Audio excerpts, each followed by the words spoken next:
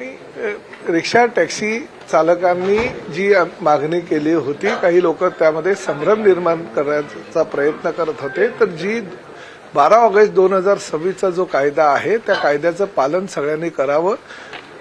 हे राज्य जे आहे ते रोजगार देणारं राज्य आहे. महायुतीचं सरकार रोजगार देणारं सरकार आहे आणि रोजगार हिरावून घेणारं सरकार नाही. आणि त्यामुळे कुठल्याही रिक्षा टॅक्सी चालकांनी संभ्रमात न राहता आरटीओ डिपार्टमेंटला सहकार्य करावं आणि आमची जी भूमिका आहे 12 ऑगस्ट 2026च्या कायद्यानुसार कार्यवाही करायची, त्या भूमिकेला तुम्ही मदत करा.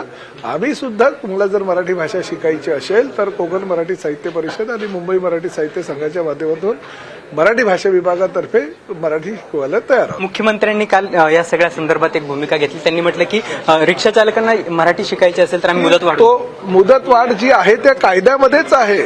कायद्यामध्येच मुदत देण्याची भूमिका आहे आणि त्यानुसार ती भूमिका आम्ही पार पाडतोय आणि कायद्यानुसार आम्ही ती त्यांना वेळही देतो. संजय राऊतांनी ओला उबेर चालकांसंदर्भात त्यांनी म्हटलं की मराठी तरुणावर आणण्यावर ओला उबेर संपच्या संदर्भात त्यांनी भूमिका घेतली की आता मराठी भाषेच्या संदर्भात सगळे जे मराठी जन आहे ते त्यांच्यावर नाराज आहे की गेल्या अनेक वर्षापासून ते या महाराष्ट्राचं प्रतिनिधित्व करत असताना ते मराठी भाषिकांना न्याय देऊ शकले नाही, परंतु मराठी भाषेची अस्मिता ते कायम ठेवू शकले नाही, परंतु परिवहन विभाग मात्र ती जबाबदारी घेत आहे.